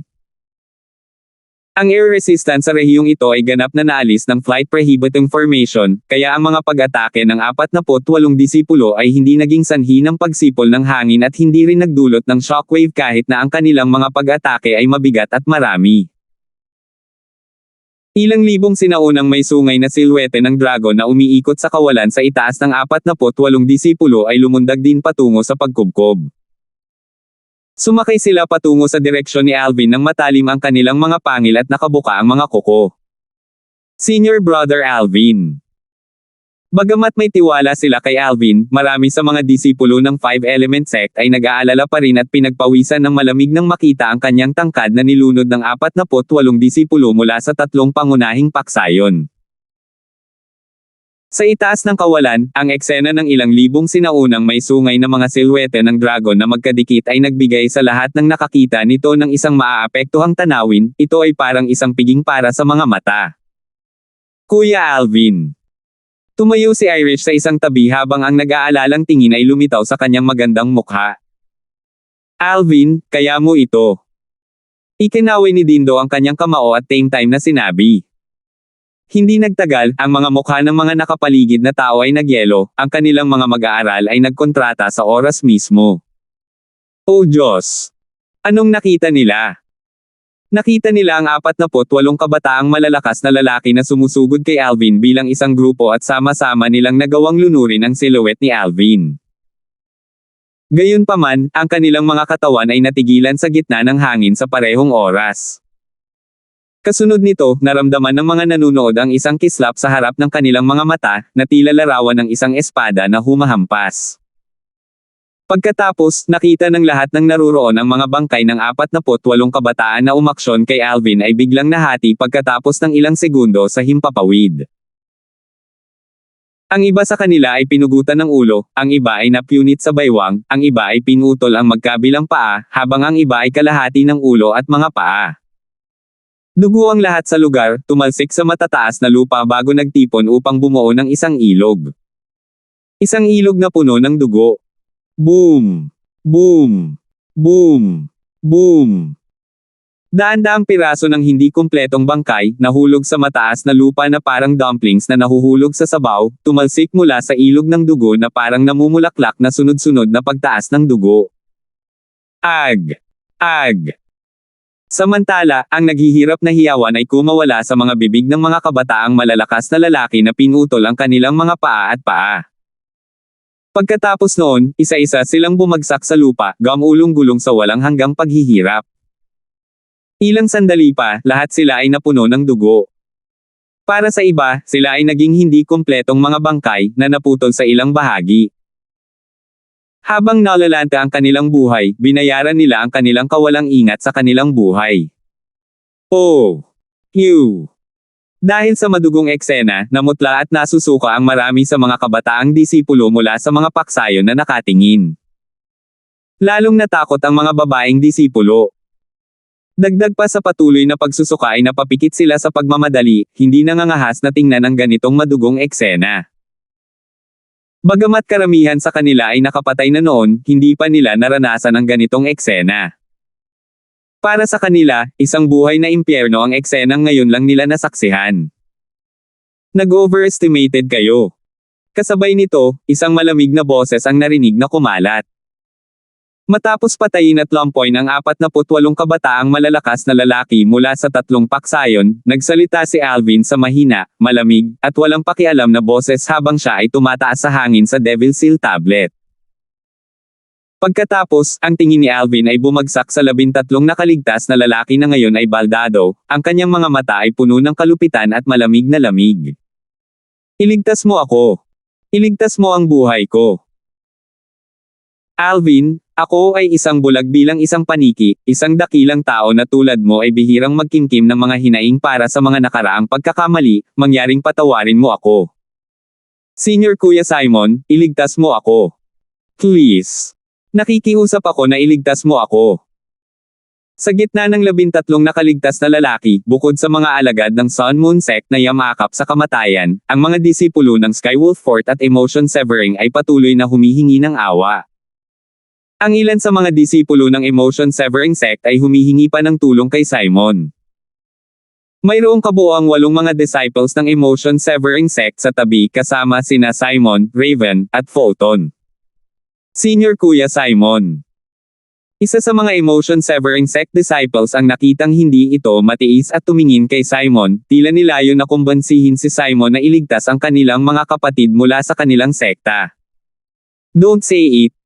Kahit sino pa sila, lahat ay kailangang magbayad ng halaga para sa kanilang mga pagpipilian. At saka, kahit na makialam ako, sa tingin ko ay hindi ko mapipigilan si Alvin na patayin sila. Nagsalita si Simon sa isang walang malasakit na boses, na hamarang sa disipulo ng Emotion Severing Sect. Samantala, tumingin siya kay Alvin ng may pag-aalalang mga mata. Hindi niya akalain na ang lakas ni Alvin ay magiging sobrang nakakatakot sa loob ng ilang buwan. Napatay niya ang 35 tao, at 13 pa ang napilayan gamit lamang ang espada nang hindi man lang nagamit ang Heaven and Earth energy para bumuo ng Heaven and Earth phenomenon. Napakabilis ng takbo ng espadang iyon na mahirap sundan kahit para sa kanya. Akala ko malalampasan ko na si Alvin pagkatapos matagumpay na linangin ang Supreme Emotion Forsaking Technique at mastering ang inisyal na yugto ng The Union of Ice and Flame. Ngunit ngayon tila, ang lakas ni Alvin ay mas mataas kaysa sa akin. Isang iglap ang dumaan sa mga mata ni Simon, sa kaibuturan nito ay ang pananabik para sa isang labanan. Gayunpaman, hindi siya nakialam kahit na hinahangad niya ang isang labanan, dahil alam niya, hindi pa ngayon ang tamang oras para makipag-cross sa espada kay Alvin. Para naman sa mga may kapansanan na Emotion Severing Sect disciples, binaliwala lang niya sila. Mula sa kanyang pananaw, kailangan ng lahat na magbayad ng isang presyo para sa kanilang mga pagpipilian. Kung may susunod na buhay, mangyaring tandaan. Tasahin ang iyong mga kakayahan bago magplano laban sa iba. Habang nakatayo si Alvin sa Devil Seal Tablet, ang kanyang purple na damit ay umindayog ng walang hangin, ang kanyang walang malasakit na tingin ay tumatama sa 13 lalaking nakahiga sa sahig habang dahan-dahan niyang itinaas ang kanyang espada. Iligtas mo ang aking buhay. Iligtas mo ang buhay ko. Ang mga nakaligtas na disipulo ng Skywolf Fort at Emotion Severing Sect ay naramdaman ang paparating na krisis na lumuhad sa sahig na sunod-sunod na yumuko habang sila ay humihingi ng awa, ang takot sa kanilang mga puso ay kitang-kita sa kanilang mga boses. Kapag napili, may mga bagay na mahirap balikan. Kapag tapos na, may mga bagay na kakailanganin mong bayaran ito. Ang malamig na boses ni Alvin ay nagpahayag ng bawat salita. Habang siya ay tumigil sa pagsasalita, ang espada sa kanyang kamay ay hinayla pabalik, naging isang namumulaklak na bulaklak ng mga espada, maganda at kahanga-hanga. Malinaw na nakikita ng mga manunood na ulap ang isang malandi na blood flower na namumukadkad mula sa lalamunan ng 13 disipulo mula sa Sun Moon Sect, Skywolf Fort, at Emotion Severing Sect ng sabay-sabay. Boom! Boom! Boom! 13 katawan ang bumagsak, isa-isa, nawala ng hininga at palso. Kaagad, naging kalmado at patay na tahimik ang eksena. Ang focus ng mga bystanders ay nahulog sa purple silhouette na nakatayo sa espasyo sa itaas ng ilog ng dugo at ang burol ng mga bangkay. Ang kanilang paningin ay puno ng sindik at pangamba, na nagmumula sa kaibuturan ng kanilang mga puso. Tumulo! Tumulo! Nakatayo sa kamay ang espadang nakasuot ng lila habang tumutulo ang sariwang dugo sa dulo ng kanyang talam.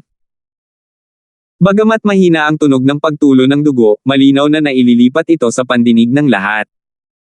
Marami sa kanila ang nakaramdam ng pangangilabot habang nangangatol ang kanilang anit sa narinig na tunog. Diyos ng Slaughter.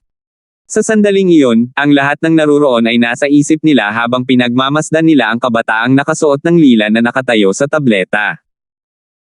Kung paano nila ito tingnan, si Alvin ay walang iba kundi isang Diyos ng Slaughter. 48 disipulo mula sa 3 pangunahing paksayon ang pinatay sa mas mababa sa oras na kailangan para sa 10 paghinga, wala ni isa sa kanila ang nakaligtas. Nadama nila na kahit na mayroon silang mga kakayahan ni Alvin, maaaring hindi nila ito makamit. Hindi sila natatakot na pumatay ng mga tao ngunit pumatay ng napakaraming sa 2 hampas ng espada, naputol-putol ang mga bangkay sa daan-daang pira-piraso. Batid nila na mahihirapan silang tuparin ang gawaing ito. Kapag nagalit, umaagos ang ilog ng dugo. Wala nang hihigit pa dyan. Marami sa mga nakamasid ang labis na natakot at hindi nakapagpatahimik ng mahabang panahon. Masyadong nakakatakot. Nakakatakot itong si Alvin. Ang mukha ni Ashong, ang disipulo ng Blade Sect na nang-atake kay Alvin sa labas ay naging mapotla, ang kanyang mga mata ay puno ng takot. Ang kanyang espada ay umabot sa ulo ni Alvin sa pagitan ng mga kilay. Bukod sa takot, ang tanging nararamdaman niya ngayon ay ang ginhawa. Sa kabutihang palad, pinutol ni Irish ang kanyang braso sa isang napapanahong paraan kung hindi ay walang alinlangan na siya ay patay na.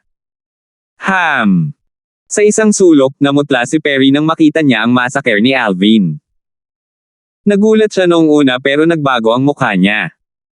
Napansin niya si Alvin na nakatitig sa kanya pagkatapos patayin ang 48 malalakas na kabataan mula sa 3 malalaking paksayon. Ang mga tingin ni Alvin ay puno ng layuning pumatay. Hindi. Tila alam ni Perry kung ano ang susunod. Siya ay labis na natakot kaya ang kanyang mga mag-aaral ay lumiit at ang kanyang katawan ay nanginag. Salamat po at sinamahan ninyo ako, ingat lagi mga master.